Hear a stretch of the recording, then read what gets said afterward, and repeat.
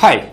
Today we are going to revisit the knapsack problem, the problem that we already discussed in the greedy algorithms module. In this very first segment of this lesson, we will recall the definition of this problem as well as motivate its study by providing a few examples of applying this problem in real life. Our first example is the following. Assume that you are given a time slot, say 2 or 3 minutes, and together with this time slot you are given a set of TV commercials. For each commercial, you know its revenue and you know its duration, that is, length in minutes. And your goal is to maximize the revenue. That is, you would like to select some subset of your available TV commercials so that the total revenue is as large as possible, while the total length does not exceed the length of your available time slot.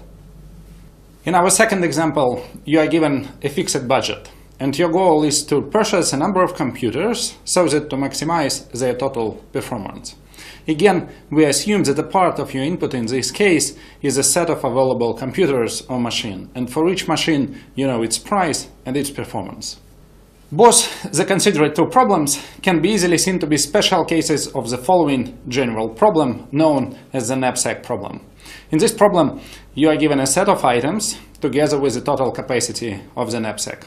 For each item, you know its value and its weight. For example, the value of the green item here is 4, while its weight is 12. And your goal is to select a subset of items such that their total value is as large as possible, while their total weight is at most the capacity of the knapsack. In our case, the total capacity of the knapsack is equal to 15. There are two versions of the knapsack problem: fractional knapsack and discrete knapsack. So for the fractional version, which you're already familiar with, you can take any fraction of any item, while in the discrete version, for each item you either take the whole item in your knapsack or you do not take it at all. So in turn, the discrete version has two variants also. So the first variant is knapsack with repetitions. So in this case, you are given an unlimited quantity of each item, while in the knapsack without repetitions, you are given just a single copy of each item. So we know already that the fractional knapsack problem can be solved by a simple greedy algorithm. Such an algorithm at each iteration just picks an element, an item, with the currently maximal value per unit of weight. This strategy, however, doesn't work for the discrete version of the knapsack problem. So instead of using greedy strategy, we will design a dynamic programming solution to find an optimal value. Now, let me give you a toy example. Assume that our input consists of a knapsack of size of total capacity 10 and 4 items shown on the slide. Then the optimal value for the knapsack without repetitions problem is equal to 46, and it can be obtained by taking the first item and the third item into your knapsack. At the same time, for the knapsack with repetitions problem, the optimal value in this case is equal to 48, and it can be obtained by taking 1 copy of the first item and 2 copies of the last item. Finally, for the fractional knapsack problem, the optimal value is equal to 48.5 and can be obtained by taking the first item, the second item, and the half of the last item. Let's also use this example to show that greedy algorithm fails for the discrete version of the knapsack problem.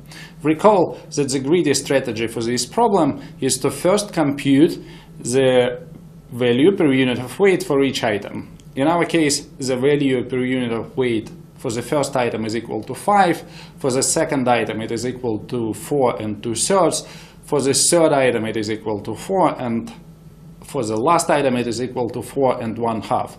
So the first item has maximal value per unit of weight, so we take it into our solution.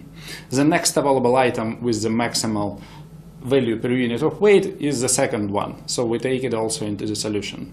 Now the remaining capacity is too small to add any other element. So this is our constructed solution, and it has weight, it has value 44, which is not optimal. We know it already.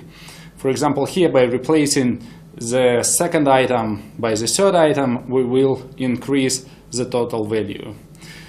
This actually means that taking an element with the maximal value per unit of weight is not a safe step. But by doing this, we can lose a possibility to construct an optimal solution.